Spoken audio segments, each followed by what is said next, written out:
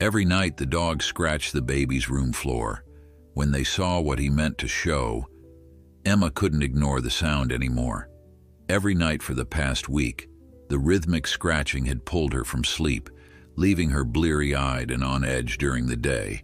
As a first-time mother to 6-month-old Lily, sleep was already a precious commodity. The last thing she needed was their family dog, Scout, developing this bizarre new habit. The digital clock on her nightstand glowed 2:17 a.m. as the familiar sound started again. Scratch, scratch, scratch. A pause. Then scratch, scratch, scratch. Always in the same spot. Always in the middle of the night. Always in Lily's nursery. "David," Emma whispered, nudging her husband. "He's doing it again."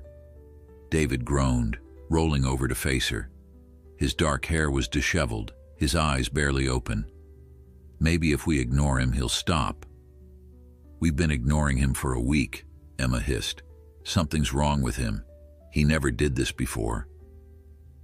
Scout had been part of their family for 3 years, a gentle, well-behaved German Shepherd mix they'd adopted from the local shelter before Emma got pregnant. He'd always been the perfect dog, obedient, protective, loving. When they brought Lily home from the hospital, Scout had immediately appointed himself as her guardian, sleeping beside her crib and alerting them whenever she cried. This new behavior was completely out of character. "I'll go check on him," David sighed, swinging his legs out of bed. "But if this keeps up, we might need to keep him downstairs at night." Emma felt a twinge of guilt. Scout had been so patient with all the changes in their household. "Let's not jump to conclusions. Maybe he's just, I don't know. Maybe he hears something we don't." David padded down the hallway in his pajamas, Emma following close behind. They pushed open the nursery door to find Scout exactly where they expected, in the far corner of the room, his paws working frantically at the hardwood floor beneath Lily's window. The baby, miraculously, remained asleep, untroubled by the commotion. "Scout," David called softly.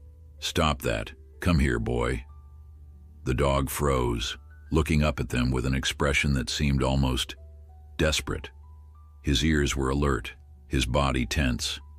He gave a soft whine, then returned to scratching at the floor. "Something's definitely not right," Emma whispered. "He's never disobeyed like this before." David crossed the room and knelt beside Scout, placing a gentle hand on his back. "Hey, buddy, what's going on with you?" He examined the spot where Scout had been scratching. The once polished hardwood was marred with claw marks, the varnish completely worn away in a small circle. "He's going to hurt himself if he keeps this up," Emma said, noticing Scout's paws were raw from the nightly ritual. "Maybe we should call the vet in the morning." David nodded, still puzzled by the dog's behavior. "Come on, Scout, let's go downstairs." He tugged gently at the dog's collar, but Scout resisted, his nails digging into the floor as he tried to stay put. "David, look at him. He's terrified of leaving that spot." It was true. Scout's eyes were wide, his body trembling slightly. Whatever was driving him to scratch at this particular spot, it wasn't something trivial. The loyal dog they knew wouldn't act this way without reason. "Okay," David said after a moment. "Let me try something."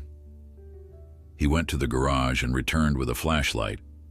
Kneeling beside Scout, he shone the light on the damaged section of flooring, examining it closely. "I don't see anything unusual," he said. "Just scratched up wood." "Maybe there's something under the floor," Emma suggested. "A mouse or some other animal?" David pressed his ear to the floor, listening. "I don't hear anything." He ran his fingers over the damaged wood. "But, wait." His brow furrowed as he applied pressure to the spot. "This feels different from the rest of the floor. It's, I don't know, less solid somehow." Emma joined him on the floor, placing her hand where he indicated. The wood did feel different, not exactly soft, but somehow more yielding than the surrounding planks. That's strange. Was it always like this? I never noticed it before, David said, but I wasn't exactly going around testing the firmness of our floorboards. They looked at Scout, who sat watching them intently, his tail giving a single hopeful wag. I think he's trying to tell us something, Emma said softly. David nodded, his expression serious. I think you're right. He stood up, decision made. I'm going to take a closer look. Can you take Lily to our room, just in case? Emma carefully lifted their sleeping daughter from the crib, cradling her close as she carried her back to the master bedroom. When she returned, David had retrieved his toolbox from the garage and was examining the floorboards more carefully. I'm going to remove this section, he said. Scout's definitely fixated on this specific spot. Emma watched as David worked, using a pry bar to carefully lift the damaged plank. Scout stood beside him, alert and focused, his earlier distress replaced by intense attention. As the wood began to come loose, the dog's tail wagged faster. There's definitely something under here, David said, his voice tense with concentration. The floor shouldn't be this easy to pull up.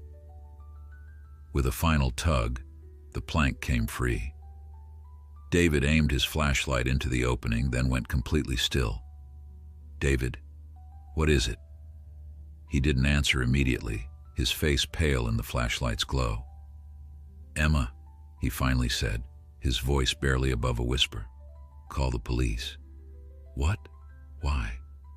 What's down there? She moved closer, peering into the small opening beneath the floor. What she saw made her blood run cold. Hidden in the cavity between the floor and the ceiling below was a small digital device with wires running along the floor joists, disappearing into the wall. Even to Emma's untrained eye, it didn't look like any normal part of a house's construction. Is that what I think it is? David nodded grimly. It looks like some kind of listening device. Someone's been spying on us, spying on Lily. Emma's hand flew to her mouth, her mind racing through horrible scenarios. How? When? We've lived here for 2 years. I don't know, David said, his jaw tight. But Scout knew. Somehow he sensed it. He reached over to pet the dog, who was now sitting calmly beside the hole, his mission accomplished. Good boy, Scout. Good boy. Emma's hands trembled as she reached for her phone. The previous owners, they were that older couple, right? The Millers? David shook his head. They were in their 70s. I doubt they were installing surveillance equipment. This has to be someone else. As Emma dialed 911, the reality of what was happening began to sink in. Someone had accessed their home, their baby's room, and planted a device to watch or listen to them. How long had it been there? Who was on the other end? And what would have happened if Scout hadn't somehow detected it? 911, what's your emergency? The dispatcher's voice sounded distant in Emma's ear. We need police at our home. We've found what looks like a surveillance device hidden under the floor in our baby's room. The words felt surreal as she spoke them. Officers are on their way, the dispatcher assured her after taking their address. Please don't touch anything further and wait outside if you can do so safely. They gathered what they needed. Lily, still asleep and blissfully unaware, Scout, now calm and attentive, and a few essentials, and waited on their front porch for the police to arrive. The night air was cool, a stark contrast to the heat of fear and confusion coursing through Emma's veins. How did Scout know? She whispered, her arm tight around her husband's waist. How could he possibly know that was there? David shook his head, absently stroking Scout's fur. Dogs sense things we can't. Their hearing, their sense of smell. Maybe he detected the electronics, or sensed the disturbance in the floor. Or maybe what? Maybe he somehow knew it wasn't supposed to be there, That it was a threat. David looked down at their faithful companion with newfound respect. He was protecting Lily, just like he always has. Scout looked up at the mention of Lily's name, his brown eyes intelligent and alert. Whatever had driven him to that persistent scratching, he now seemed content, as if aware that his humans had finally understood his warning. In the distance, sirens wailed, growing louder as they approached. Emma's mind was filled with questions. Who had done this? How had they gotten access? Were there more devices? But one thing was absolutely clear. Their family dog had potentially saved them from something sinister. She reached down to stroke Scout's head, tears welling in her eyes. "Thank you," she whispered. "Thank you for not giving up on making us understand." As the police cars pulled up, their blue and red lights painting the night in urgent colors, Emma held Lily closer. Whatever came next, whatever they discovered, she knew one thing for certain. Scout's inexplicable behavior had uncovered a truth that would have remained hidden if not for his determination. A truth that, once fully revealed, would shock everyone who heard it. The next few hours passed in a blur of police activity. Officers secured the scene, technicians photographed the hidden device, and detectives asked Emma and David endless questions about their home, their routines, and who might have had access to the nursery. Through it all, Scout remained vigilant, staying close to wherever Lily was, his mission now complete but his guard still up. By dawn, their cozy suburban home had been transformed into a crime scene.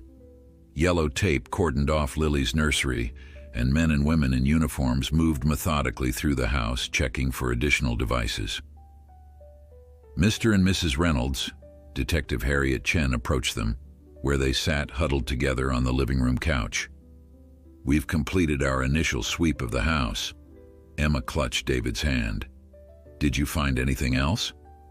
The detective's expression remained neutral, professional. "No additional listening or surveillance devices were found. The one in your daughter's room appears to be isolated."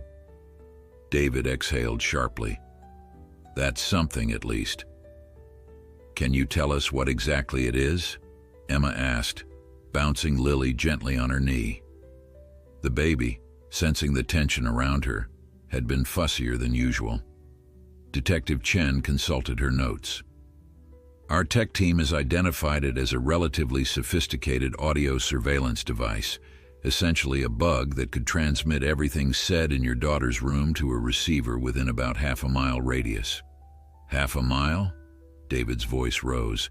"So whoever was listening could be any of our neighbors?"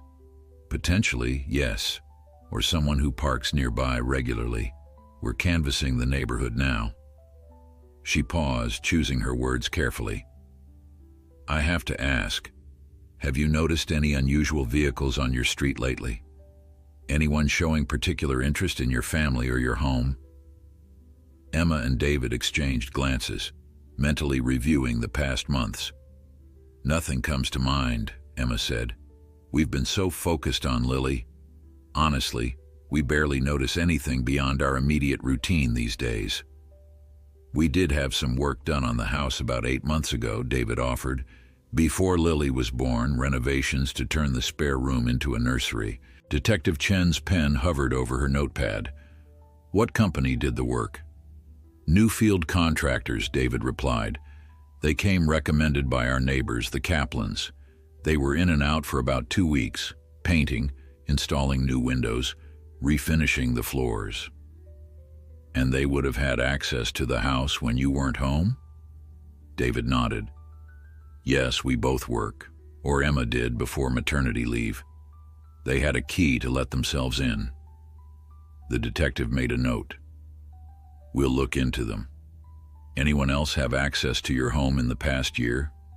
Cleaners, friends with keys, family members who visit regularly?" They compiled a short list. Emma's parents, who lived an hour away and visited once a month. David's sister, who had stayed with them for a week after Lily was born. Their regular cleaning service that came every other Friday. A handful of close friends who might have been in the house for gatherings or to visit the new baby. What about your previous home? Detective Chen asked. Any conflicts with neighbors? Uncomfortable interactions? People who seemed too interested in your lives? Emma shook her head. We lived in an apartment downtown before buying this house. It was a big building, lots of people coming and going. We barely knew our neighbors. And your work? Either of you have conflicts there? Someone who might hold a grudge? David, a software engineer, and Emma, a marketing director, both considered this possibility. Neither could think of any serious workplace tensions that might escalate to something like this. I just can't understand why anyone would want to listen in on our baby's room, Emma said, fighting back tears of frustration and fear. What could they possibly gain from that? Detective Chen's expression softened slightly. That's what we're going to find out. For now, I recommend you stay elsewhere, with family or friends, or we can help arrange accommodations until we complete our investigation. We can go to my parents, Emma said.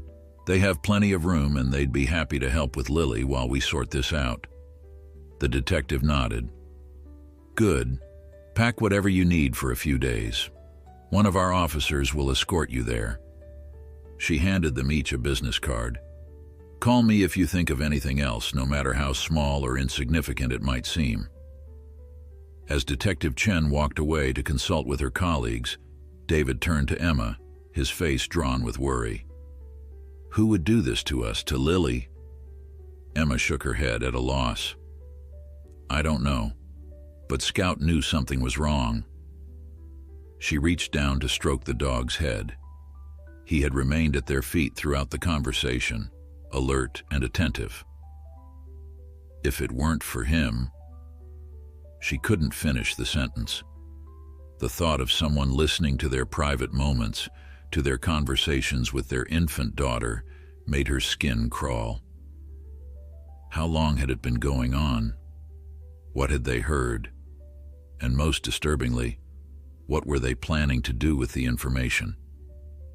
As they packed essentials for their stay at Emma's parents' house, a forensic technician emerged from Lily's room carrying a sealed evidence bag containing the device Scout had discovered. Detective, the technician called, you're going to want to see this. Detective Chen conferred with the technician in hushed tones, examining something on the man's tablet. Her expression grew more serious as she nodded and made additional notes. Mr. and Mrs. Reynolds, she called, approaching them again. We found something concerning about the device. What is it? David asked, a protective arm around Emma's shoulders.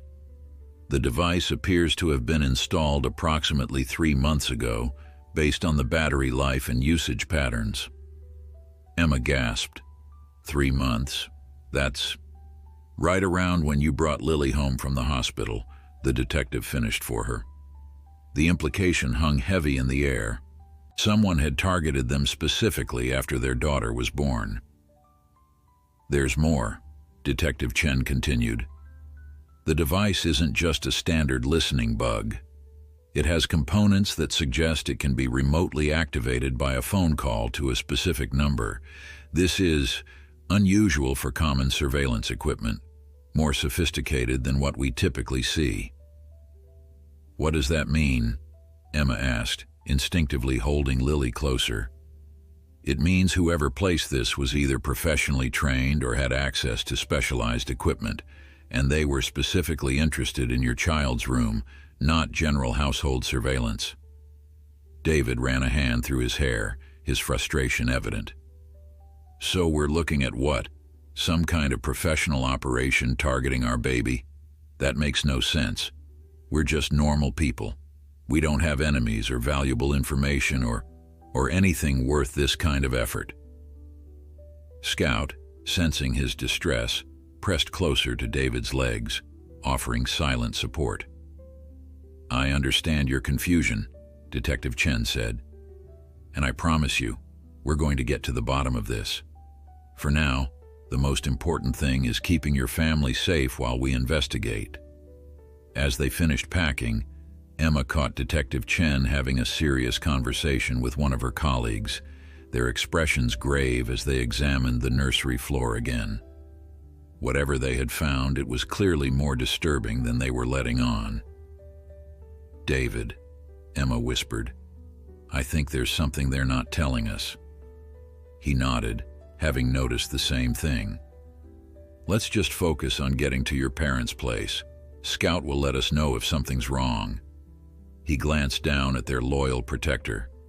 "He hasn't steered us wrong yet." As they prepared to leave, Scout seemed reluctant to exit the house, looking back at the nursery repeatedly.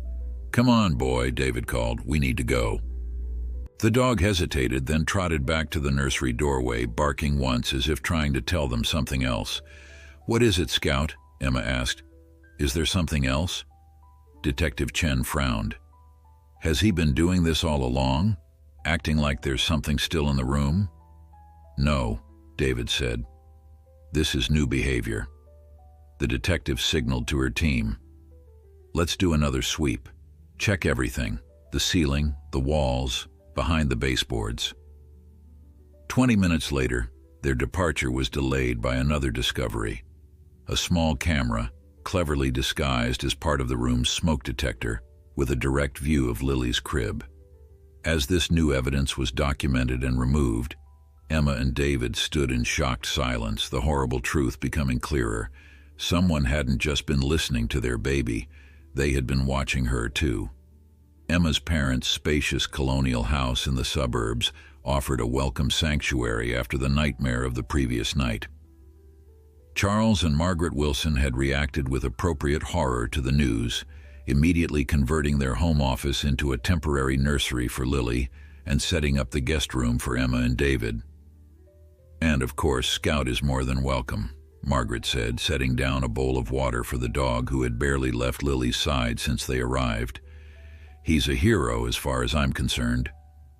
Scout acknowledged the praise with a dignified wag of his tail before returning to his vigilant watch near the portable crib where Lily napped.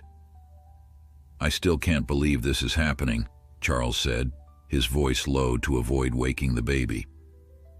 A retired high school principal, he had the calm, reassuring demeanor that had served him well throughout his career. Who would target a young family like this?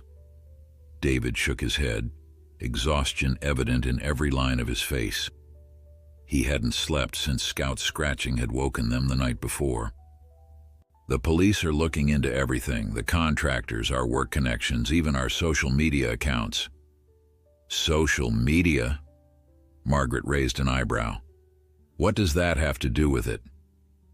Emma explained. "Detective Chen said sometimes people share too much information online without realizing it. Floor plans of new homes, renovation details, schedules, photos that reveal security systems or lack thereof." She trailed off, mentally reviewing everything she'd ever posted about their home or Lily. "Did you post a lot about the baby?" Charles asked gently. Emma nodded, feeling a fresh wave of guilt. What new mother doesn't? Pictures of the nursery before she was born, her first day home, her first bath. The thought that strangers might have been watching those private moments made her feel physically ill. "This isn't your fault," David said firmly, taking her hand. "Millions of people share family photos online. That doesn't invite criminal surveillance." The conversation was interrupted by a call from Detective Chen. David put the phone on speaker so everyone could hear. "Mr. and Mrs. Reynolds, I wanted to update you on our progress," the detective began. "We've completed a thorough examination of both devices found in your home." "And?" David prompted when she paused. "The technology is sophisticated, military grade in fact. This isn't something an average person could purchase online or at a spy shop. It requires specialized knowledge and connections." Emma's parents exchanged worried glances as Detective Chen continued. "We've also interviewed the employees at Newfield Contractors who worked on your home renovation. So far, nothing suspicious has emerged, but we're still digging." "What about fingerprints on the devices?" Charles asked, leaning toward the phone.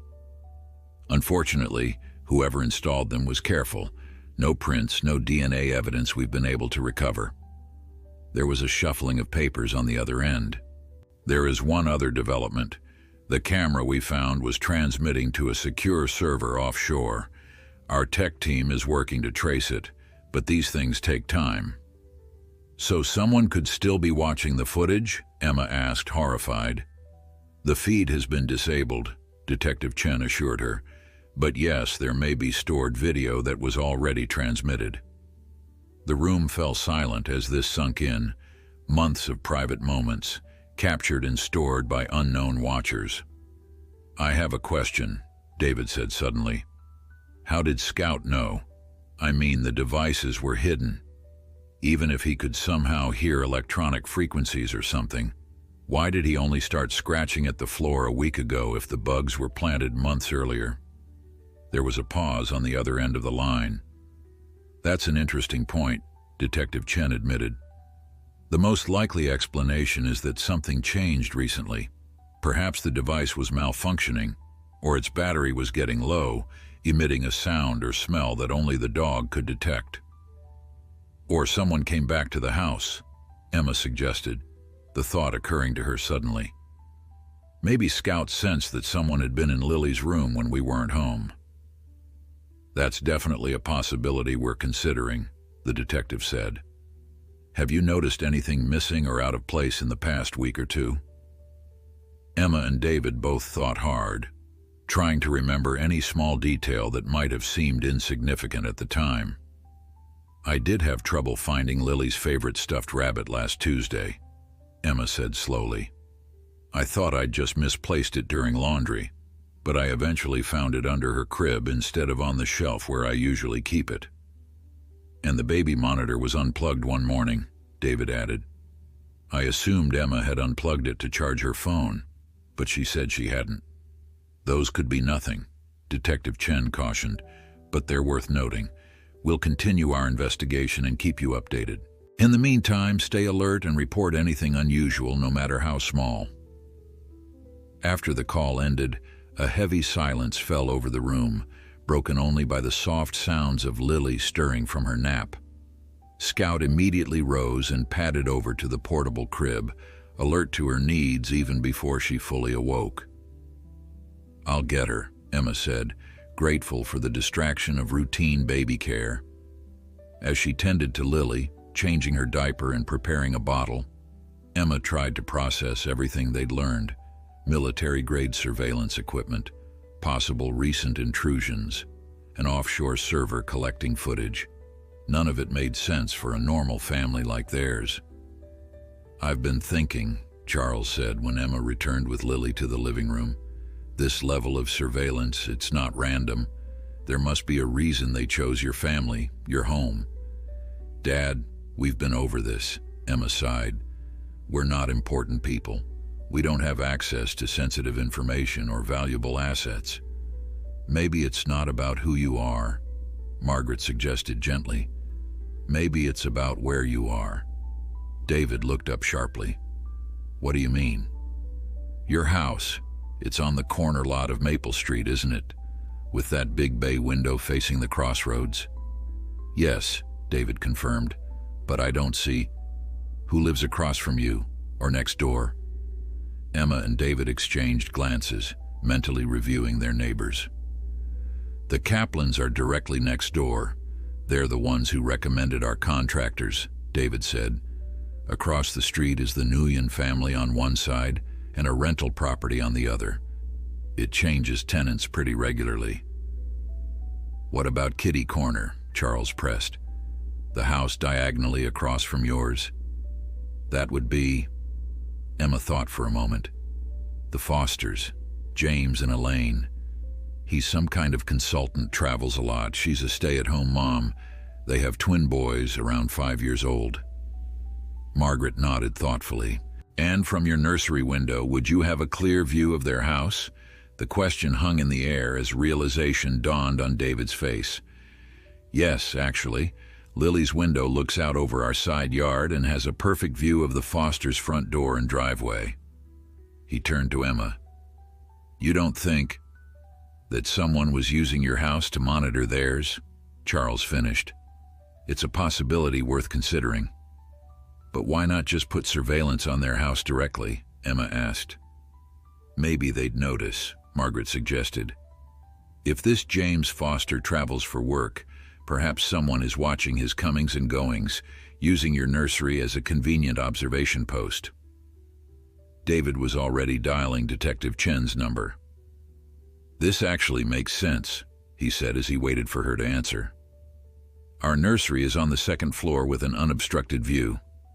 If someone wanted to monitor the Fosters without being detected..." Scout, who had been quietly guarding Lily, suddenly perked up his ears and moved to the front window, his posture alert and wary. "What is it, boy?" Charles asked, moving to join him. Outside, a dark sedan was slowly cruising past the house, its windows tinted, making it impossible to see the driver. "Is that one of the police officers?" Margaret asked. "Detective Chen said they'd keep an eye on us." "I don't think so," David said tensely, as he got Detective Chen's voicemail and left a message about their neighbor theory. Police vehicles would be marked, wouldn't they? The car continued down the street, then made a U-turn at the end of the block and headed back in their direction, slowing as it approached the house again. "Call 911, Charles said firmly, pulling the curtains closed. "Now." Emma clutched Lily closer as David made the call, reporting the suspicious vehicle. Scout remained at the window, a low growl rumbling in his throat as he stared through the gap in the curtains. "They're sending a patrol car," David reported after hanging up. "Should be here in a few minutes." "The car's stopped now," Charles reported, peeking carefully through the curtains. "Just sitting at the curb about 3 houses down." Scout's growl intensified, and his hackles rose. Whatever, or whoever, was in that car, he clearly considered them a threat. "I think," Margaret said slowly, "that we're about to find out if your neighbor theory is correct." The minutes crawled by as they waited for the police to arrive. Scout remained at his post by the window, his body tense, a continuous low growl emanating from deep in his throat. Charles kept watch through a narrow gap in the curtains, providing updates in a hushed voice. "Still there. Engine running. Can't see anyone getting in or out." Emma held Lily close, the baby now fussing as if she too could sense the tension in the room. "Shh, it's okay, sweetie," she whispered, though she wasn't sure she believed it herself. "How much longer until the police get here?" Margaret asked, nervously straightening pillows on the couch, a habit she'd had for as long as Emma could remember. "They said 5 minutes, David replied, checking his watch. "It's been 3. Scout suddenly barked sharply, once, twice, his eyes fixed on something outside. Charles peered through the curtains again. "Someone's getting out of the car," he reported, tension evident in his voice. "A man in a dark jacket. He's just standing there looking at the house." David moved to join him at the window. "Is he coming this way?" "Not yet.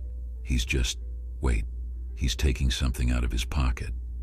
"A weapon?" Margaret gasped. "No, it looks like a phone. He's making a call or looking at something on the screen."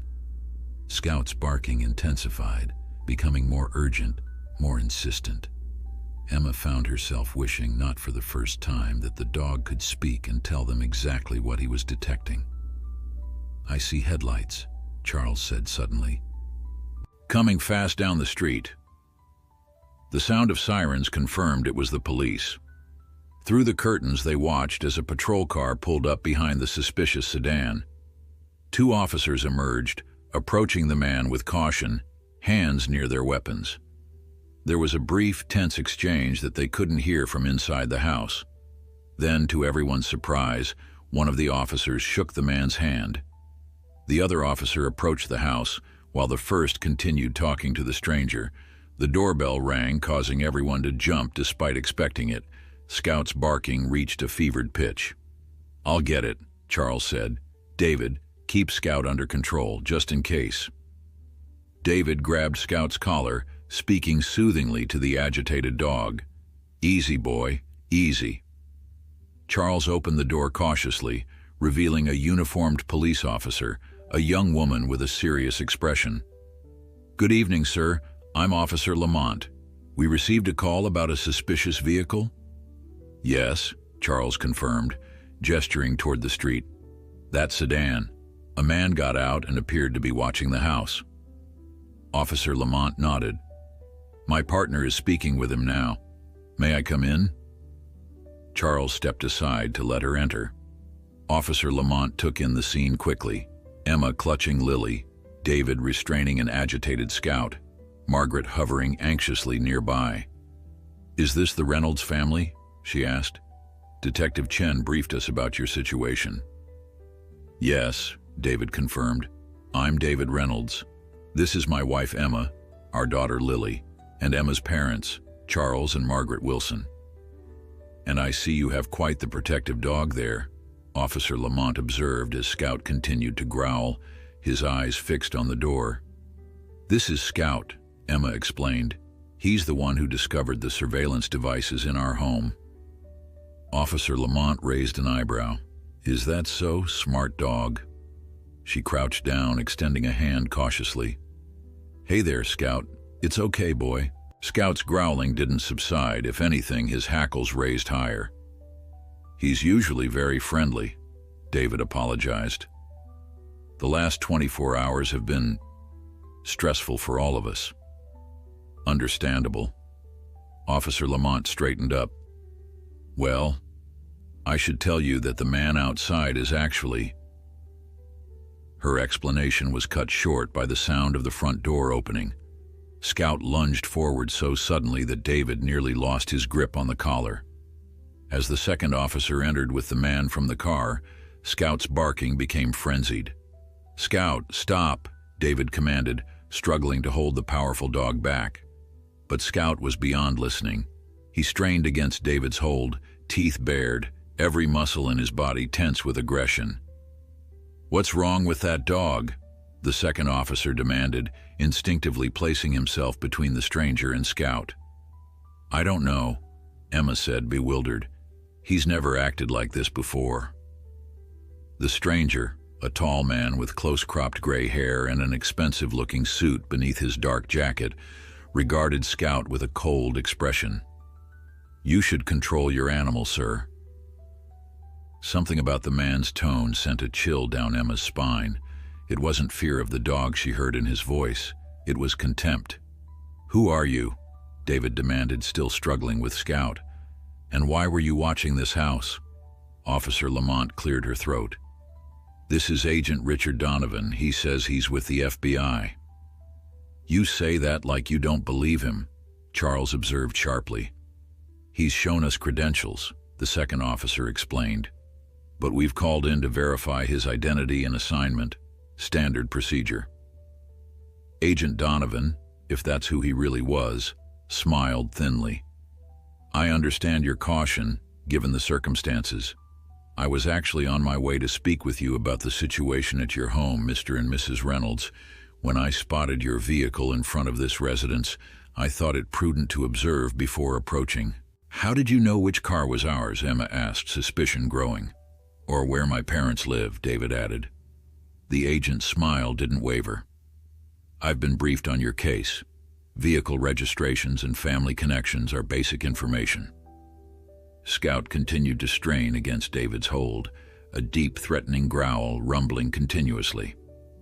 "Perhaps we should discuss this without the dog present," Agent Donovan suggested, eyeing Scout with distaste. "He seems unstable." "Scout stays," Emma said firmly, surprising herself with her assertiveness. "He's the reason we discovered someone was spying on our daughter. I trust his judgment." Charles nodded in agreement.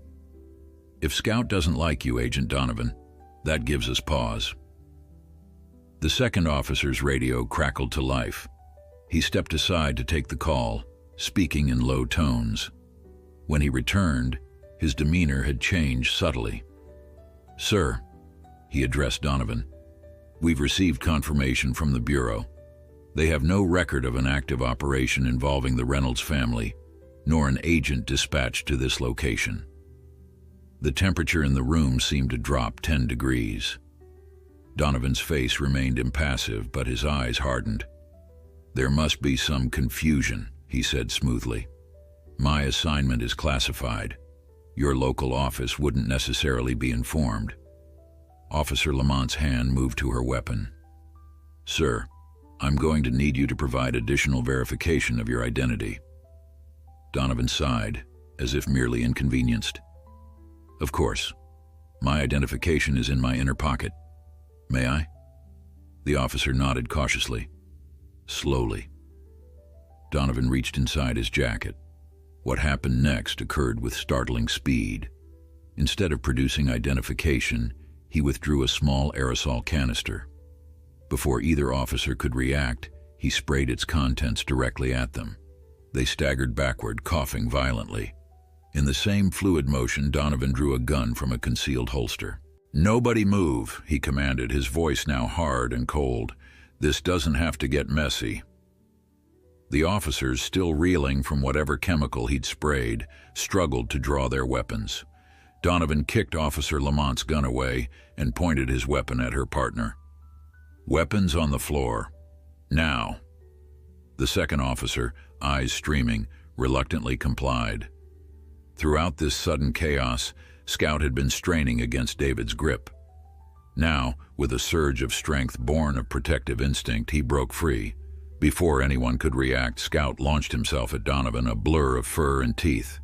He caught the man's gun arm in powerful jaws, clamping down with enough force to make Donovan howl in pain. The gun clattered to the floor. "Scout!" Emma cried out, terrified for their dog. Donovan struggled to shake the determined shepherd off, but Scout held fast, growling through clenched teeth. When Donovan struck him hard on the head with his free hand, Scout released his arm only to lunge again, this time knocking the man backward onto the floor. Officer Lamont, recovering quickly, scrambled for her weapon and trained it on Donovan. "Don't move! Police!" Scout stood over the fallen man, teeth bared, a low growl rumbling in his chest. Blood dripped from Donovan's arm where the dog's teeth had found their mark. "Call him off," Donovan hissed, his composed facade completely gone. "Call this damn dog off me." "Scout," David commanded, his voice firm despite his racing heart. "Stand down." The dog backed up 2 steps but remained alert, ready to attack again if necessary. Officer Lamont quickly handcuffed Donovan while her partner, still coughing but functional, called for backup. Within minutes, the house was swarming with police officers, and shortly after, Detective Chen herself arrived. "Are you all right?" she asked, surveying the scene with concern. Emma nodded shakily, still clutching Lily, who had miraculously slept through most of the commotion, waking only briefly during Scout's attack before settling back to sleep. "Thanks to Scout," David said, kneeling beside their protector, checking him for injuries. "I don't know what would have happened if he hadn't sensed something was wrong." The kitchen had become an impromptu command center. Detective Chen sat across from Emma and David at the breakfast table, while officers secured the house perimeter and paramedics treated the 2 officers who had been sprayed with what turned out to be a military-grade pepper compound. Charles and Margaret had taken Lily upstairs, away from the commotion, with Scout keeping faithful watch over the sleeping baby. "His real name is Victor Karev," Detective Chen said, sliding a photograph across the table. It showed the man Scout had attacked, though with shorter hair and no beard. Former Russian intelligence, now a freelance operative for various private interests. "Russian intelligence?" Emma repeated, stunned. "What would they want with us?" "Not them specifically," Chen clarified. "Karev left official service years ago. He's what we call a guns-for-hire type. Works for whoever pays, no questions asked. He's known for surveillance operations, intelligence gathering, occasional wet work." "Wet work?" David asked, though his expression suggested he already knew the answer. "Assassinations," Chen confirmed grimly. "Though that doesn't appear to be his mission here. The equipment in your home was purely surveillance." Emma felt lightheaded. "But why? Why our home? Why Lily's room?" "That's what Mr. Karev is going to tell us," Chen said. her tone leaving no room for doubt. He's being transported to a secure facility for questioning as we speak. And you think he'll cooperate? David asked skeptically. Facing federal charges for impersonating an FBI agent, assaulting police officers, illegal surveillance, breaking and entering, yes, I believe he'll find it in his best interest to cooperate. Chen paused, studying their exhausted faces. But I think your father-in-law's theory about your neighbors may be on the right track. David nodded. The Fosters? What have you found out about them? James Foster isn't just some kind of consultant, as you described him. He's a defense contractor with high-level security clearance. His company, Meridian Security Solutions, develops encrypted communication systems for military applications. Oh my God, Emma whispered. So someone was using our house to spy on him? It's looking that way, Chen confirmed. We've dispatched officers to the Foster residence, but preliminary reports indicate the family isn't there. Neighbors say they left for a vacation about a week ago. A week ago, David repeated. That's when scouts started scratching at the floor. Chen leaned forward. Exactly. Our working theory is that Karev or his associates planted the surveillance equipment months ago to monitor the Fosters. When the family left on vacation, they may have entered your home to retrieve the equipment or data, which would explain why things were slightly out of place and why scouts suddenly became agitated about that spot in the floor. But why plant devices in our baby's room specifically? Emma asked, still struggling to comprehend the violation.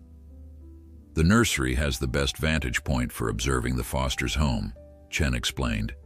And frankly, a baby's room provides excellent audio surveillance. Babies sleep a lot, so the room is often quiet, making it easier to pick up ambient sounds. Plus, who would suspect a baby's room as the location for sophisticated surveillance equipment? David ran a hand through his hair, frustration evident. So our family was just collateral damage in some international espionage operation against our neighbors? I'm afraid so, Chen said sympathetically, though we still need to determine who Karev was working for and what information they were after from the Fosters. Emma's phone chimed with a text message. She glanced at it, then frowned. It's from Elaine Foster. She's asking if everything is okay. Says there are police cars at their house. I thought you said they were on vacation, Chen asked sharply. That's what I thought.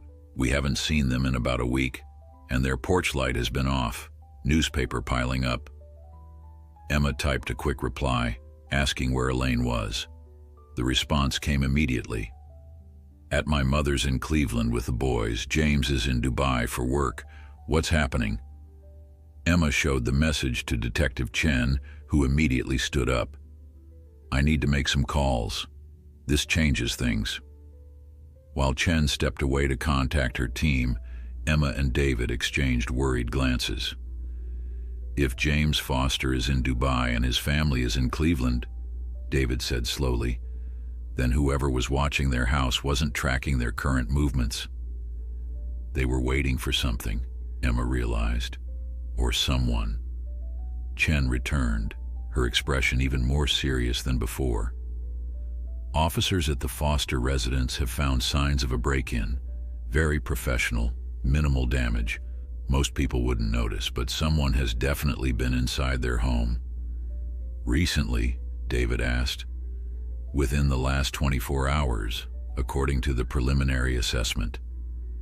Chen's phone rang, and she answered it, listening intently before thanking the caller and hanging up. That was my colleague at the station. They've completed an initial interrogation of Karev. Emma and David leaned forward anxiously. He's not being particularly cooperative, but he did confirm that he was hired to monitor the Foster residence specifically for any visitors while the family was away. Apparently, someone very important was expected to make a delivery to James Foster's home office, information regarding a new military communication system. And they used our house to watch for this person? David asked. Yes. According to Karev, his employers needed advance warning of when this courier would arrive, so they could intercept them before the handoff was complete. Emma felt a chill. Intercept how? Chen's hesitation spoke volumes. Let's just say this courier would not have completed their mission. An assassination, David said flatly. Chen nodded. Most likely. The equipment in your home was part of a larger operation. Once they identified the courier approaching the Foster residence, they would move in. And Scout disrupted all of this by finding the listening device, Emma said, a hint of pride breaking through her fear. Yes. When Karev discovered the device had been compromised, he was sent to retrieve any evidence and deal with the situation. The implication hung heavily in the air. If Scout hadn't alerted them to the device, if they hadn't left their home when they did, if Scout hadn't recognized Karev as a threat. What happens now? David asked after a long silence. We continue investigating. Karev is just one piece of the puzzle. We need to identify his employers and determine if the operation is still active. Chen's expression softened slightly. But you should know that you're under protection now. We have officers stationed here, and we'll keep them in place until we're certain the threat has passed. Emma glanced toward the stairs, thinking of Lily sleeping peacefully under Scout's watchful eye. And what about our home? When can we go back? Not for a while, I'm afraid. It's still an active crime scene, and until we're certain there are no other devices or threats, it's not safe. A soft whine from the doorway drew their attention. Scout stood there, ears perked forward, eyes alert. Everything okay upstairs? David asked. As if in answer, Charles appeared behind Scout. Lily's still sleeping soundly. Margaret's with her. He looked at Detective Chen. Any news? Chen briefly updated him on what they'd learned. Charles shook his head in disbelief. To think this all happened because of where your house is located, it's just... He trailed off, unable to find adequate words. Scout padded over to Emma, resting his head on her lap. She stroked his fur gratefully. You knew all along, didn't you? She murmured to the dog. You sensed something was wrong in our home. Dogs have instincts we can only dream of understanding, Chen commented, and loyalty that puts most humans to shame. David reached over to scratch behind Scout's ears. When we adopted him, the shelter told us he had been a stray for months, surviving on his own before animal control picked him up. They said he was remarkably adaptable and intelligent. That's why we chose him. Seems like he chose you too, Chen said, and your family is alive because of it. Emma felt tears welling up as the enormity of everything finally hit her. Their ordinary life had been pulled into an international espionage plot. Their home had been violated, their privacy invaded, their safety threatened, and through it all, their loyal dog had been trying to warn them, protect them, save them. What would we have done without you, Scout? She whispered, bending to press her forehead against his. Scout's response was a gentle lick to her cheek and a soft whine that seemed to say, You'll never have to find out. 3 days passed in a strange limbo.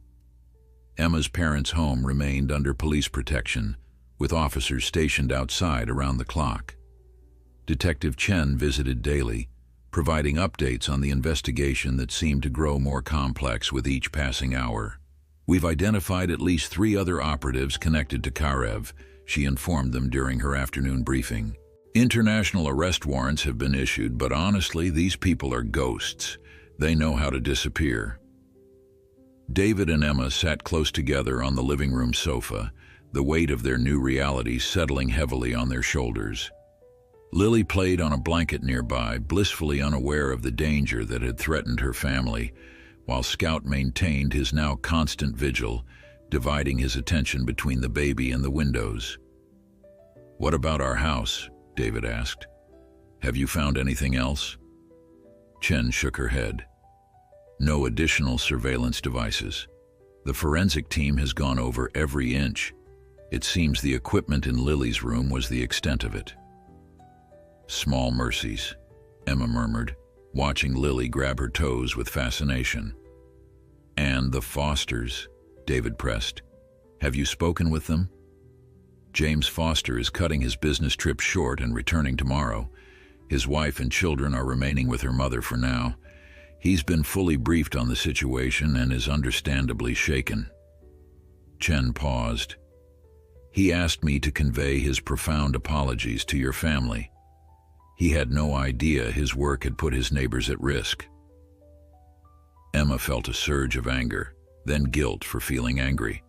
It wasn't really James Foster's fault that criminals had targeted him, using their home as a staging ground.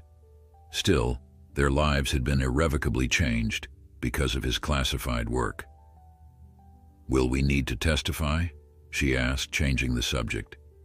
If they catch these people, I mean. Possibly, Chen admitted, but that's a long way off, and we'd provide protection if it came to that. The conversation was interrupted by Charles entering with a tray of coffee. Thought you all might need this, he said, setting it down on the coffee table. Any news on when Emma and David might be able to return home? Chen accepted a cup gratefully. That's actually one of the things I wanted to discuss today. While we're confident your house is clear of surveillance, Mr. and Mrs. Reynolds, we can't guarantee your safety there until all the perpetrators are apprehended. So we're supposed to just stay away indefinitely? David asked, frustration evident in his voice. Not indefinitely, Chen clarified, but I would recommend alternative accommodation for at least a few weeks. Perhaps a rental property, somewhere not associated with your names or routines. We can't impose on my parents forever, Emma agreed, but the thought of staying in a strange place with Lily and everything that's happened, actually, Charles interjected, your mother and I have been discussing this. We have that lakeside cabin up in Heron Lake. It's isolated, secure, and frankly, could use some occupants. You could stay there as long as you need. Emma looked up in surprise. The cabin had been her grandfather's, passed down to her parents when he died. She had spent many happy summers there as a child, but it had been years since anyone had used it regularly. Is it even habitable? Last time I was there, the roof was leaking and the plumbing was questionable at best. Charles smiled. We had it renovated last year, actually. New roof, updated kitchen, reliable internet, all the modern conveniences. We were planning to start using it more in our retirement. Detective Chen nodded approvingly. That could be ideal. Remote location, limited access points, not connected to your names and public records since it's owned by your parents. I'd want to send a team to secure the perimeter and install some basic security measures, but it could work very well. David and Emma exchanged glances, a silent conversation passing between them. It would be good for Lily, David said finally. Fresh air, quiet, a chance to establish some normalcy away from all this. And Scout would love it, Emma added, looking fondly at their protector. All that space to run. At the sound of his name, Scout's ears perked up, his tail giving a tentative wag. Then it settled, Charles declared. I'll call the caretaker today, have him stock the kitchen and turn on the utilities. You could leave as soon as tomorrow, if Detective Chen approves. Chen nodded thoughtfully. I think we could arrange that. We'd want to transport you discreetly, of course, and I'd recommend maintaining communication blackout. No social media, limited phone calls, that sort of thing. Like we're in witness protection, Emma said softly, the reality of their situation hitting her anew. A temporary version of it, yes, Chen confirmed, just until we neutralize the threat. Later that evening, as Emma packed their belongings for the move to the cabin, David sat on the guest room bed, scrolling through news articles on his tablet. It's strange, he said, seeing this story from the outside. International espionage ring uncovered in suburban neighborhood. Makes it sound like a movie plot, not our actual lives. Emma placed a stack of Lily's onesies in the suitcase. Are they naming us in the reports? No, thankfully. Just vague references to a local family and sophisticated surveillance operation. The focus is mostly on the military technology angle and James Foster's work. Good. Emma folded a tiny pair of pants. The last thing we need is our names and faces splashed across the news. It's hard enough explaining to my boss why I need extended leave during my maternity transition period. David set the tablet aside. I've been thinking about that. Maybe this is an opportunity for a bigger change. I've been wanting to go freelance with my software development for years, and you've talked about consulting rather than going back to the office full-time. Emma paused in her packing. You think we should just completely change our lives because of this? Our lives have already completely changed, David pointed out gently. Maybe instead of trying to force things back to how they were, we adapt, move forward differently.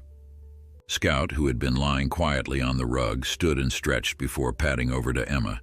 He nudged her hand with his nose as if offering support. See? Scout agrees, David said with a small smile.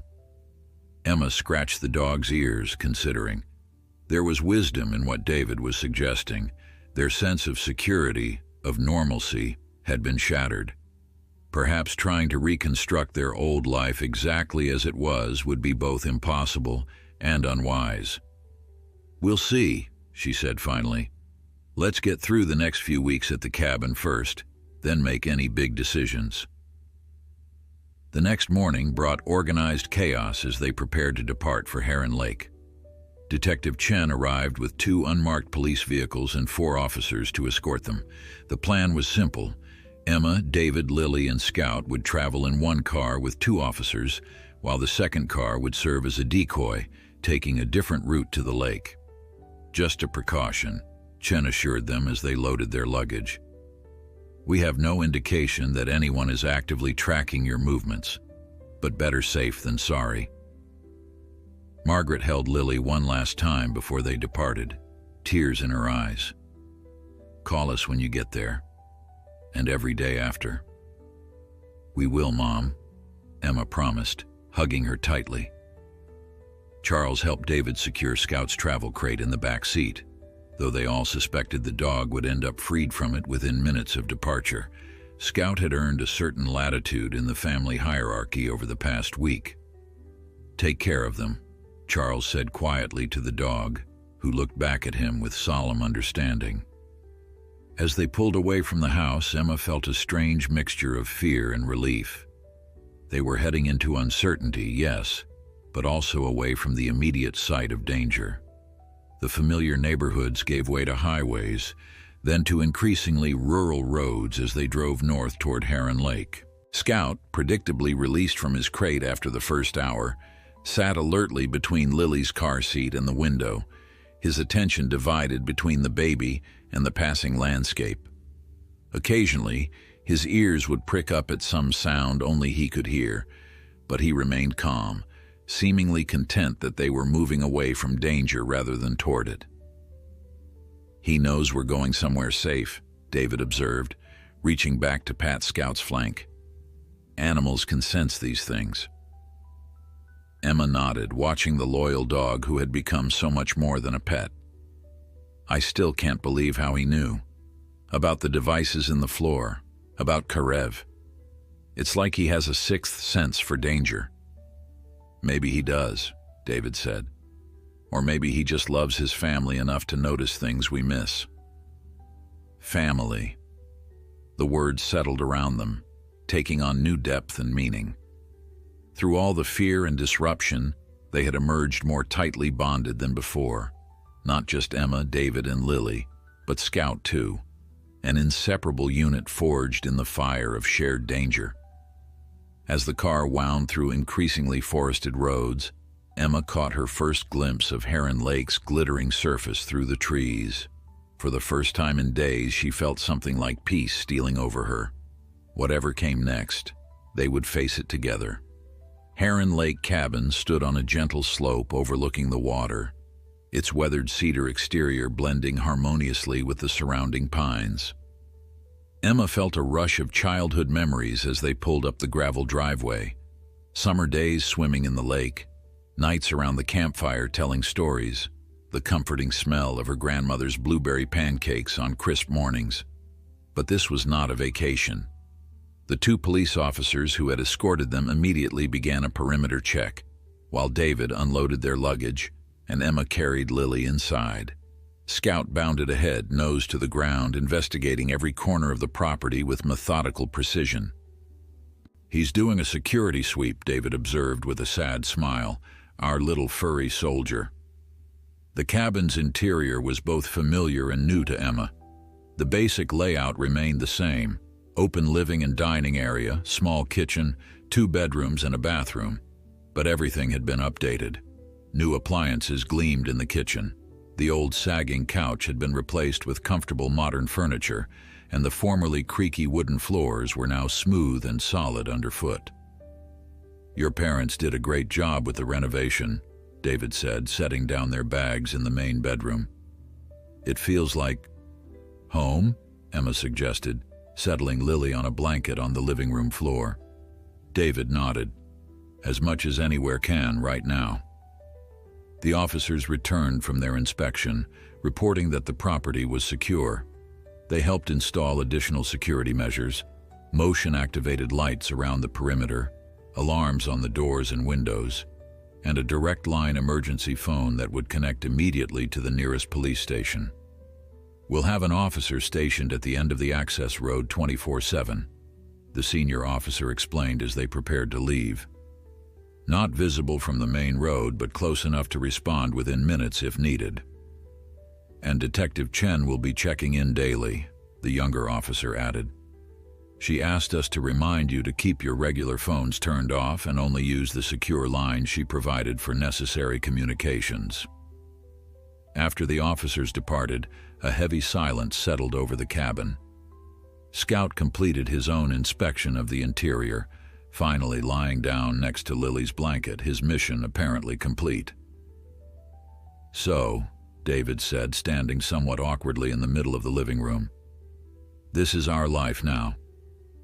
Emma nodded, looking around at their temporary sanctuary. "At least for a while." The first few days at the cabin passed in a strange, suspended state. Without their usual routines and connections, time seemed to flow differently. They established new patterns: morning walks around the property with Scout leading the way, afternoons reading or playing with Lily on the cabin's screened porch, evenings cooking simple meals and watching the sunset over the lake. Detective Chen called daily on the secure line, her updates following a similar pattern, investigations continuing, international authorities cooperating, no new threats identified, but no arrests beyond Karev either. On their 4th night at the cabin, as David was preparing dinner, Emma sat on the porch watching Scout and Lily. The dog had taken to gently herding the baby whenever she crawled too close to the edge of the blanket they'd spread out, nudging her back to the center with his nose. "He really sees her as his responsibility, doesn't he?" David observed, stepping out onto the porch with 2 glasses of wine. Emma accepted one gratefully.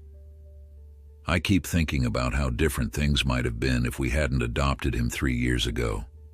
If he hadn't been in our lives when all this happened." David settled into the chair beside her. "I've been thinking about that too. It's not just that he discovered the surveillance equipment. It's how he knew Karev was a threat instantly, how he's been watching over all of us. It's like he was meant to be with our family for this exact reason. A guardian angel in dog form," Emma mused, sipping her wine. "Something like that." David reached down to scratch Scout's ears as the dog looked up at the sound of his name. The shelter said he was found wandering near the industrial district, half-starved but still helping a smaller dog find food. Even then, he was protecting others. The ringing of the secure phone interrupted their conversation. Emma went inside to answer it, expecting Detective Chen's usual evening check-in. Instead, it was Charles, his voice tense. "Emma, is everything all right there?" "Yes, we're fine. Why? What's happened?" "Someone came to the house today asking about you. A woman claiming to be from your company's HR department, saying she needed to drop off some paperwork related to your maternity leave." Emma felt a chill despite the warm evening. "Did she leave a name?" "Angela Myers. I called your office after she left. They have no employee by that name, and they certainly didn't send anyone to our home." David had followed Emma inside and was listening intently. She quickly filled him in on what her father was saying. "Did you tell Detective Chen?" David asked. "Yes, right away," Charles confirmed. "She sent officers to review our security footage. The woman wore sunglasses and a hat, kept her face turned away from our doorbell camera. They're trying to identify her now." After promising to remain vigilant and ending the call, Emma and David exchanged worried glances. "They found your parents' house," David said, stating the obvious, "which means they've been tracking our connections." "But the officers said no one followed us here," Emma protested, though she knew such assurances meant little against professionals. "Scout," David called suddenly, "come." The dog, who had been watching Lily through the porch screen, immediately came to attention, trotting inside. David knelt beside him, running his hands methodically through Scout's thick fur, feeling carefully along his collar and harness. "What are you doing?" Emma asked. "Checking for tracking devices," David explained grimly.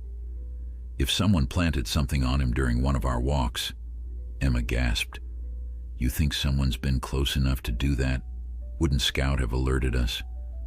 "Not if they were careful. Tossed him a treat with a device attached, maybe." David completed his inspection, finding nothing suspicious.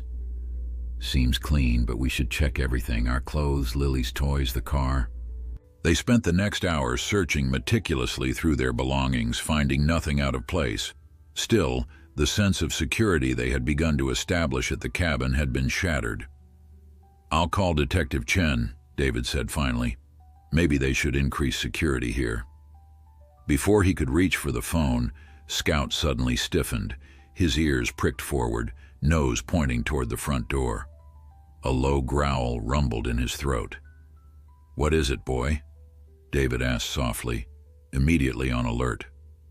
Scout's growl deepened, his hackles rising as he moved deliberately toward the door, placing himself between it and his family.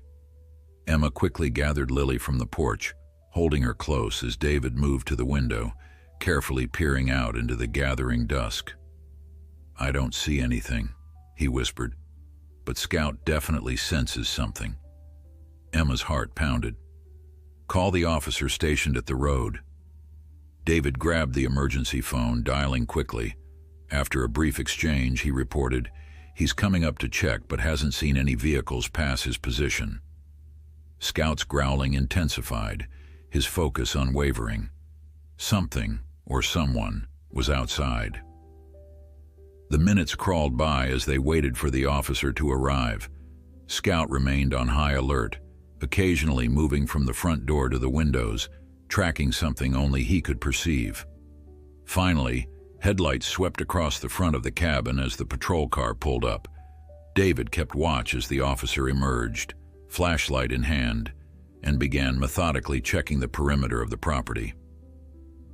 "He's circling around back now," David reported, straining to see in the deepening darkness.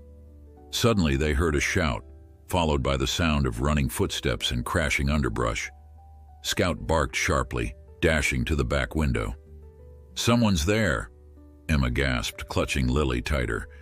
The officer's voice crackled over the emergency radio. "Suspect fleeing into the woods.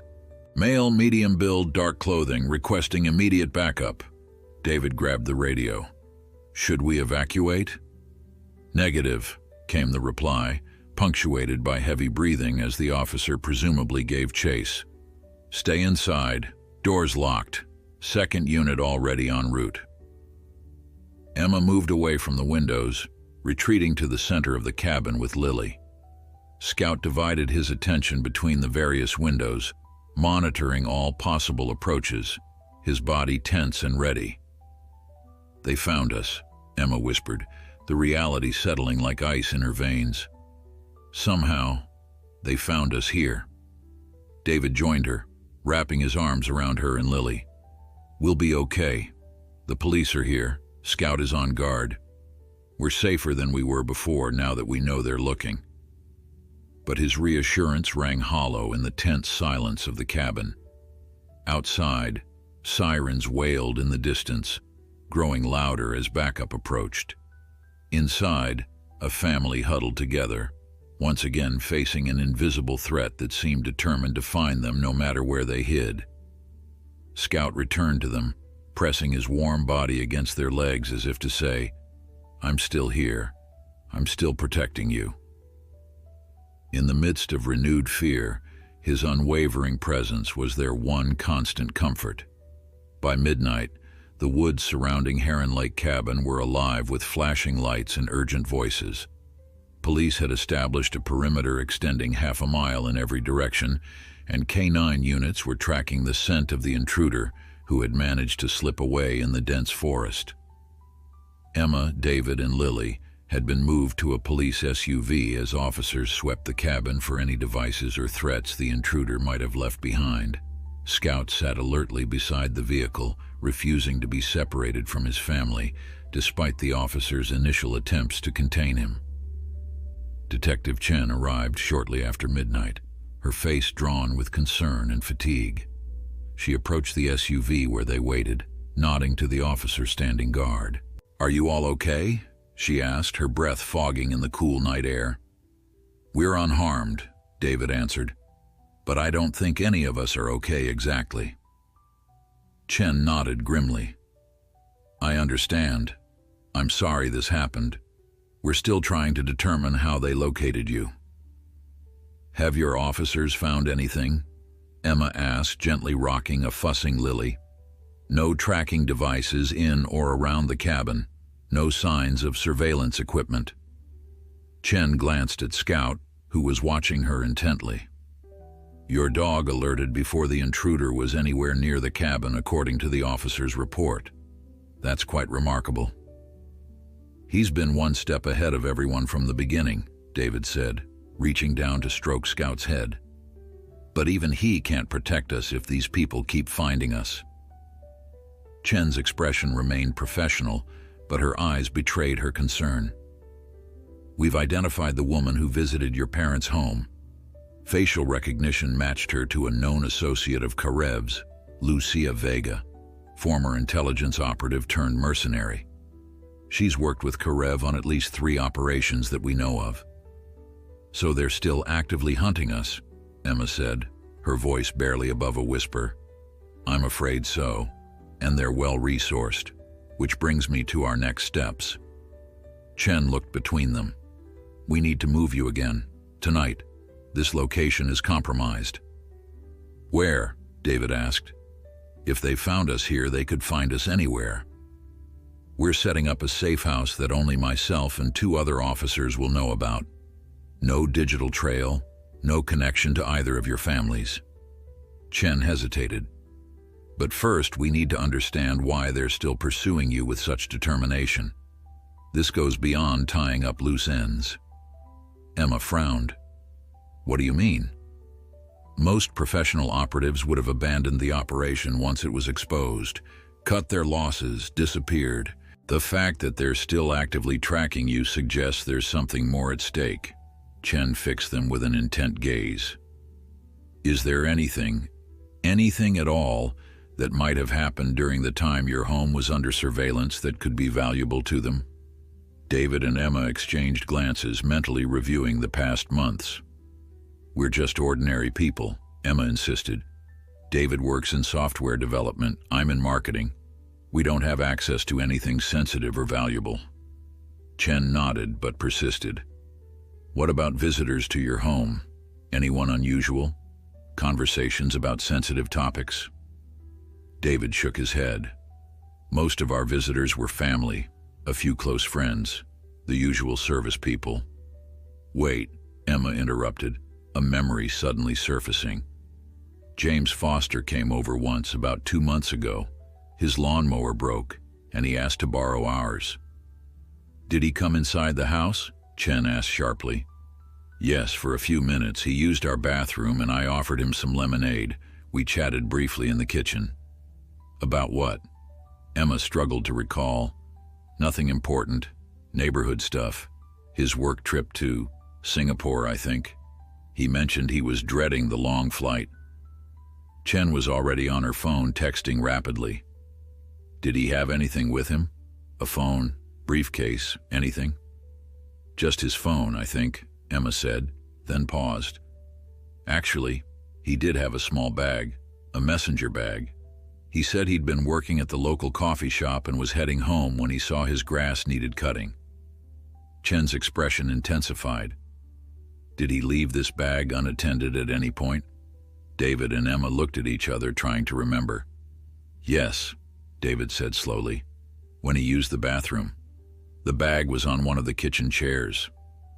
And Lily's room is right next to the kitchen, Emma added, understanding dawning.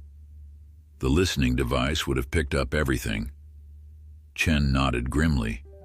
That's what I suspected. Foster may have inadvertently discussed sensitive information, thinking he was in a secure location. Or perhaps he had documents or digital files in that bag that were mentioned or accessed while in your home. So they're not after us at all, David realized. They're after whatever information they think we might have overheard or seen. Exactly, Chen confirmed, and they can't be certain what you know or don't know, which makes you dangerous to them. She checked her watch. The safe house is being prepared as we speak. We need to move you within the hour. As officers continued to arrive and establish a more secure perimeter, Chen stepped away to coordinate the transfer. Emma leaned against David in the back seat of the SUV, Lily finally asleep in her arms. Will this ever end? She whispered. Will we ever feel safe again? David pulled her closer. We will, I promise. And when this is over, we'll build a new life, somewhere peaceful, somewhere safe, together. Scout, who had been sitting vigilantly beside the vehicle, suddenly turned his head sharply toward the woods, his body tensing. A low growl rumbled in his throat. David, Emma whispered urgently. Scout senses something. David immediately alerted the nearest officer, who radioed the perimeter team. Within moments, flashlight beams cut through the darkness as officers converged on the area Scout was focused on. Movement at the northeast perimeter, crackled a voice over the radio. Suspects spotted fleeing eastward. Chen sprinted back to their vehicle. We're moving now, she ordered. The second team will handle the pursuit. Our priority is getting you to safety. Everything happened quickly after that. They were transferred to an unmarked van with tinted windows, Scout jumping in beside them just as the doors closed. 2 officers took the front seats while Chen joined them in the back. We'll take a roundabout route, she explained as they pulled away from the cabin. The pursuing officers will maintain a visible presence here to sell the illusion that you're still on site. As they drove through the night, taking a maze of back roads and secondary highways, Emma found herself studying Detective Chen with new eyes. The woman had devoted herself completely to their safety, working tirelessly to stay one step ahead of dangerous international operatives. Why us? Emma asked suddenly. Why have you personally invested so much in our case? Chen was silent for a moment, her gaze fixed on the dark road ahead. Because no family should have to live in fear, she said finally. And because your dog reminded me of something important. What's that? David asked. That sometimes the most ordinary among us show extraordinary courage. Scout refused to give up, refused to let danger threaten his family, even when no one understood what he was trying to tell you. She smiled faintly. In my line of work, it's easy to become cynical, to see the worst in people. Scout reminded me why this job matters. They drove in silence for a while after that, the rhythmic movement of the van finally lulling Lily into deeper sleep. Scout had settled on the floor at their feet, still alert but calmer now that they were moving away from the threat. "Where exactly are we going?" David eventually asked. "An isolated property owned by a retired police officer," Chen explained. "It's off-grid, solar power, well water, no internet or cell service. The property isn't listed in any databases, and the road leading to it doesn't appear on most maps." "Sounds secluded," Emma commented. "That's the idea. You'll be invisible there." Chen checked her secure phone. "We've also made progress in the investigation. The team has identified the offshore server where the surveillance footage was being sent. We're working with international partners to access it." "And when you do?" David asked. "We'll know exactly what they were after, what information was captured during Foster's visit to your home. Once we understand that, we can work on neutralizing the threat permanently." As the van continued through the night, Emma felt Scout shift position, resting his head on her foot. Despite everything, the danger, the uncertainty, the complete disruption of their lives, she felt a profound gratitude for this loyal creature who had changed their fate with his persistent scratching at a nursery floor. Whatever came next, Scout would be there, one step ahead, guarding his family with unwavering dedication. And somehow, that made even the darkest night seem a little less frightening. Dawn was breaking as they arrived at the safe house, a rustic cabin nestled so deep in the woods that the trees nearly obscured it from view until they were upon it. Unlike the Heron Lake property, this structure was deliberately austere, designed for function rather than comfort. A retired officer named Mike Grayson greeted them at the door, his weathered face serious but kind as he ushered them inside. "Welcome to nowhere," he said, locking and bolting the heavy door behind them. "Best place to be when you don't want to be found." The interior was sparse but clean, a main room with basic furniture, a small kitchen area, 2 bedrooms, and a bathroom with a shower that probably had limited hot water. Solar panels on the roof provided electricity and a hand-pumped, well-supplied water. It was the definition of off-grid living. "I've stocked the pantry and fridge," Grayson explained, showing them around. "Generators for backup power, satellite phone for emergencies only. No internet, no cell service, no digital footprint." Scout made his customary inspection of the premises, sniffing methodically at every corner, window, and doorway before seemingly approving of their new sanctuary. He finally settled near the wood stove, watching them with attentive eyes. "Smart dog," Grayson observed. "Checking the perimeter. Military trained?" "Shelter rescue, actually," David replied, setting down their hastily packed bags. "But he seems to have a natural talent for security." Grayson nodded approvingly. "Best kind. Instinct over training every time." Detective Chen, who had been conferring with the officers outside, joined them in the main room. "The property is secure. We have officers stationed at strategic points in the surrounding woods, and Mr. Grayson's security systems are top-notch. Motion sensors, infrared cameras, and a few surprises I developed during my years in special ops," Grayson confirmed. "Plus a warning system even better than technology." He gestured toward the corner where a large dog bed sat. "My girl Sadie, German Shepherd Malinois mix, currently patrolling the perimeter, but she'll be in to introduce herself soon." As if on cue, a scratch at the door announced Sadie's arrival. Grayson let her in, a sleek, powerful dog with intelligent eyes that immediately fixed on Scout. The two animals regarded each other with respectful curiosity, neither aggressive nor submissive, simply acknowledging each other's presence. "They'll work it out," Grayson said confidently. "Dogs know who the good guys are." Chen gestured for Emma and David to sit. "We need to discuss next steps." I have to return to coordinate the investigation, but I'll be in daily contact via the satellite phone. What's happening with the search at Heron Lake? David asked. Still ongoing. The intruder escaped, but we found evidence they'd been watching the cabin for at least a day before making their move. Hidden position in the woods about 300 yards from your porch. Emma shivered, instinctively checking on Lily, who was now awake and observing her new surroundings with wide eyes from her portable crib. So they were watching us just like at home. Yes, but they didn't get what they wanted, which is why they tried to get closer. Chen's expression was grave. We believe they intended to interrogate you about what you might have overheard during James Foster's visit. The implication hung heavily in the air. Interrogate was a polite euphemism for what would likely have been a much more violent encounter. I've been trying to remember anything about that day, Emma said, frustration evident in her voice. But it was just a normal conversation. Foster mentioned his trip to Singapore, something about a project deadline. Don't force it, Chen advised. Sometimes memories surface more naturally when you're not trying so hard. In the meantime, we're making progress on other fronts.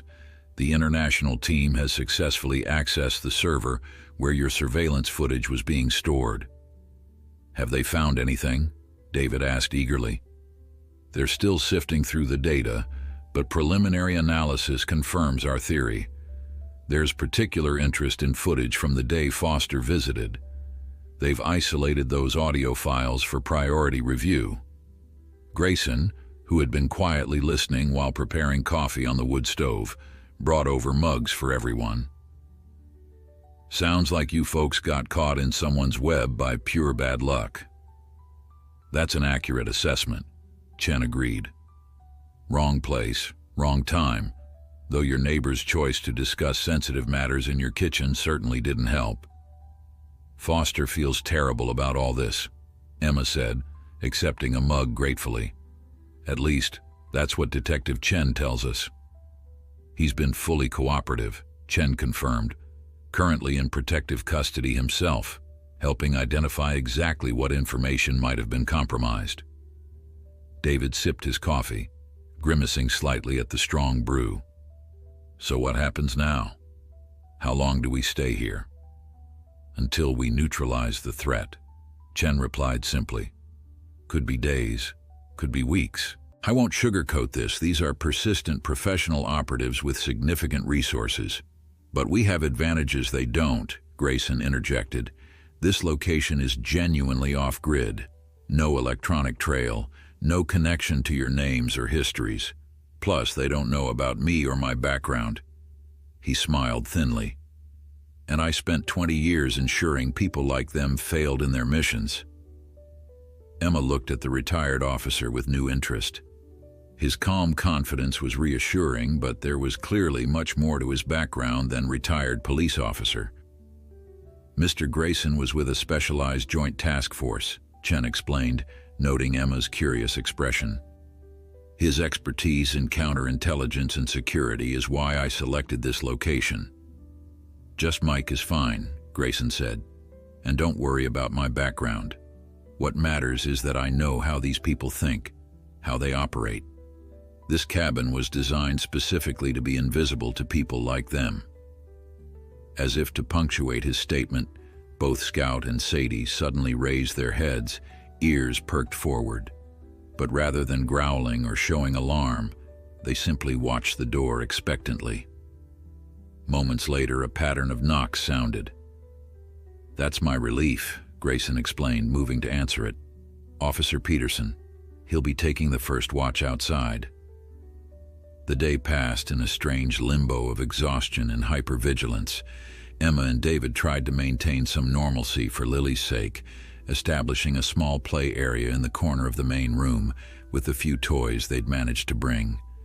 Scout and Sadie established an easy alliance, with Scout remaining primarily near the family, while Sadie alternated between indoor vigilance and perimeter checks with Grayson or Officer Peterson. By evening, the fatigue of their overnight flight and the emotional strain of the past days caught up with them. Grayson showed them to the larger of the two bedrooms where a queen bed and Lily's portable crib had been set up. "Get some rest," he advised. "Sadie and I will take first watch. Your boy Scout looks like he could use some sleep too." Indeed, even Scout seemed exhausted, though he continued to maintain his protective position near Lily. Only after Emma assured him multiple times that it was okay did he finally curl up on the rug beside their bed, his eyes closing, but his ears still alert to any unusual sound. As darkness fell, the cabin grew quiet, save for the occasional crackle of the wood stove and Grayson's soft footsteps as he made his regular checks of the windows and doors. Despite the danger that had driven them there, Emma felt an unexpected sense of security in this isolated haven. "We're going to be okay," David whispered, his arm around her as they lay in the unfamiliar bed. "Chen and Grayson know what they're doing. And we have Scout." Emma nodded against his shoulder. "I know. It's just hard to believe this is our life now, running, hiding, constantly afraid." "Not forever," he promised. "Just until they catch these people or neutralize whatever threat they think we pose. And then what? Go back to our house, pretend none of this happened?" David was quiet for a moment. "I don't think we can go back, not really. But we can go forward, build something new, somewhere else, together." As they drifted toward sleep, Scout suddenly raised his head, eyes fixed on the bedroom window.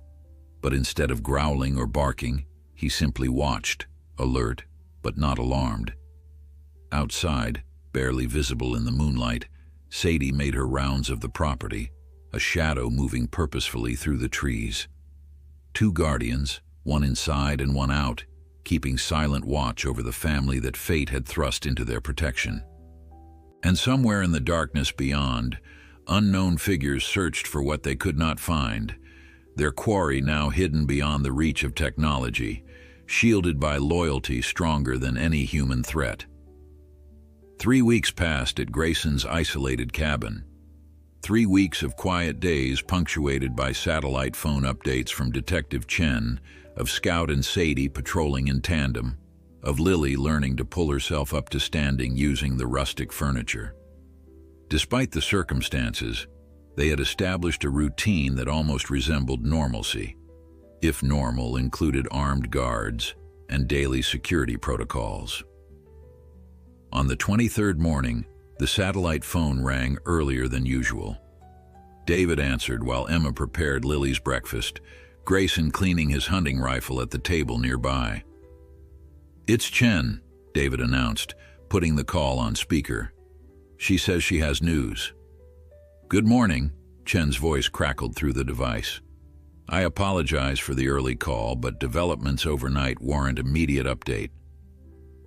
Emma paused in her breakfast preparations, a sense of both hope and dread rising within her. "What's happened?"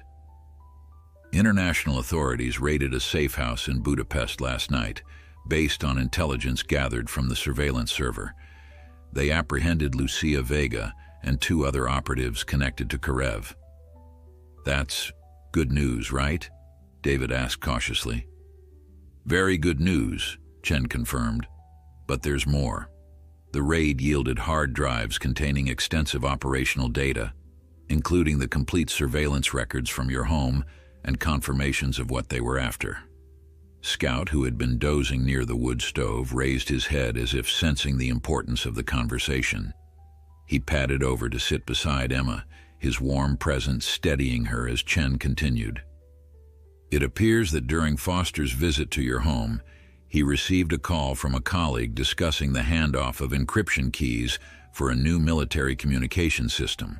The conversation was brief but included specific details about where and when the exchange would take place.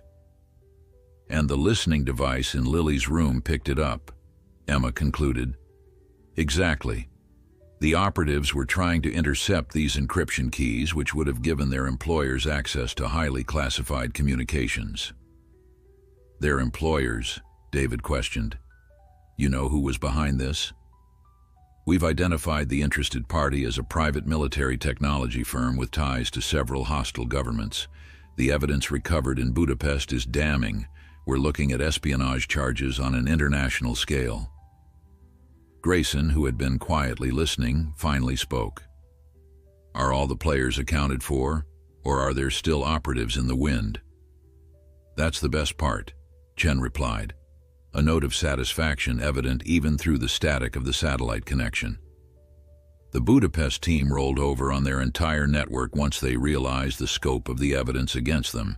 International arrest warrants have been issued, and several arrests have already been made across Europe and Asia. Emma exchanged hopeful glances with David. So it's over? We're safe? There was a pause on the line. I believe so, yes. The threat was specifically related to what you might have overheard, not to you personally. With the operatives in custody and the operation exposed, there's no logical reason for anyone to target your family further. When can we leave here? David asked, the question they'd been avoiding for weeks finally given voice. I'd like to keep you in place for another 48 hours while we verify the final arrests, Chen answered. But after that, yes, you can come out of hiding. The satellite call ended with arrangements for their extraction in 2 days' time. As David set the phone down, the cabin fell into a thoughtful silence, broken only by Lily's happy babbling as she played with a wooden spoon. So that's it? Emma said finally. After everything, we just go back? Grayson shook his head. You don't ever really go back. Not after something like this. You go forward, but differently. Scout moved from Emma's side to the door, standing alertly as if he'd heard something outside. Moments later, Sadie's distinctive bark signaled the changing of the guard, Officer Peterson arriving for his shift. Your dog knew before any of us, Grayson observed, nodding toward Scout. Been that way from the beginning, hasn't it? Emma smiled, watching Scout return to Lily's side once he'd verified the familiar arrival. He's always been one step ahead, scratching at that floor night after night, trying to tell us something was wrong. Animals sense things we can't, Grayson said, resuming his work on the rifle. Truth is, they live in a different world than we do, one where danger and safety are clear signals, not clouded by overthinking or social niceties. The next 2 days passed with a strange mix of anticipation and nostalgia. Despite the circumstances that had brought them to the cabin, there was something pure about the simplified existence they'd led there. No internet, no work demands, no social obligations. Just family, safety, and the rhythm of days measured by sunrise and sunset. On their final morning, as they packed their few belongings, Emma found David standing on the cabin's small porch, watching Scout and Sadie making a final patrol of the perimeter together. I've been thinking, he said as she joined him, about what comes next. And, she prompted, leaning against his shoulder, I don't want to go back to our house. Too many memories now, too much looking over our shoulders. I want us to start fresh somewhere. Emma nodded slowly. I've been feeling the same way. But where? Remember that small town in Oregon we visited a couple years ago? The one with the artisan shops and the great hiking trails? Mapleton? You loved it there. I did. Remote enough to feel safe, but connected enough to build real lives. I could work remotely. You could consult or maybe open that boutique marketing agency you've talked about. Emma considered this, watching Lily crawl enthusiastically after a butterfly in the small clearing. What about my parents, your sister? They can visit, or we visit them. But our home should be somewhere new, somewhere without shadows. Before she could respond, Scout and Sadie both perked up, attention focused on the narrow access road. Moments later, the sound of approaching vehicles confirmed what the dogs had already detected. Detective Chen stepped out of the lead SUV, accompanied by 2 officers. Her expression was more relaxed than they'd seen it in weeks. Good news, she announced as they approached. Final confirmation came through this morning. All known operatives connected to the surveillance operation are in custody. The threat has been neutralized. You're sure? Emma asked, Scout pressing reassuringly against her leg. As sure as we can be in this business, Chen replied honestly. The evidence is overwhelming, and the international response has been swift and comprehensive. Your family is no longer a target.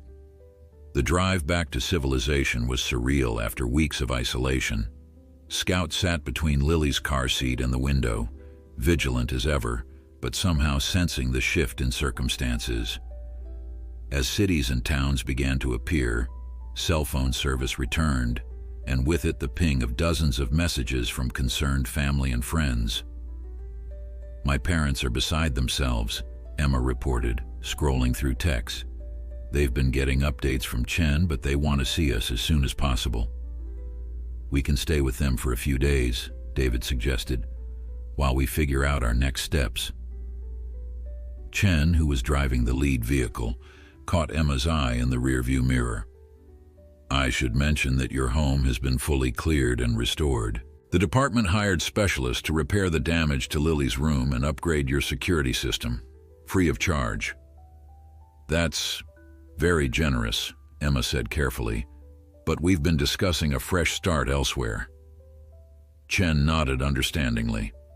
Completely reasonable. If you decide to sell, I can connect you with realtors who specialize in quick, discreet transactions.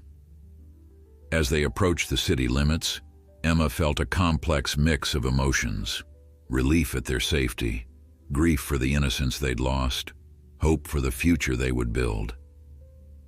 Through it all, Scout remained their constant, his solid presence a reminder of how this all began, with the determined scratching of a loyal dog, trying to protect his family from an invisible threat. 1 month later, they stood in front of a cedar-shingled cottage on the outskirts of Mapleton, Oregon. A sold sign swung gently in the front yard, and moving boxes waited on the porch. The property backed up to a national forest with hiking trails beginning just beyond their new backyard. What do you think? David asked. Lily balanced on his hip, her chubby hands reaching for Scout's ears as the dog surveyed their new territory. It's perfect, Emma declared. Peaceful, safe, beautiful. Scout completed his inspection of the front yard and returned to them, his expression somehow satisfied, as if approving their choice. In the weeks since their ordeal had ended, he had gradually relaxed his hypervigilance, though he still maintained a protective watch over Lily and checked windows and doors before settling in for the night. Some habits born of necessity and loyalty would never fully fade, nor should they. As they unlocked the door to their new home, Emma paused to kneel beside Scout, wrapping her arms around his sturdy frame. "Thank you," she whispered into his fur, "for everything." Scout replied with a gentle lick to her cheek and a soft whine that seemed to say, "This is what I was born to do." Inside the cottage, they would build new routines, new memories, a new sense of safety. There would be no hidden devices, no mysterious scratching in the night, just the ordinary miracle of a family growing together, protected by the extraordinary love of a dog who had sensed danger when no one else could. And in years to come, when Emma and David told the story of how they came to Mapleton, of the dog who saved them, and the truth that shocked everyone who heard it, Scout would listen from his place by the hearth, gray muzzle resting on paws that once scratched persistently at a nursery floor, content in the knowledge that his mission, at last, was complete.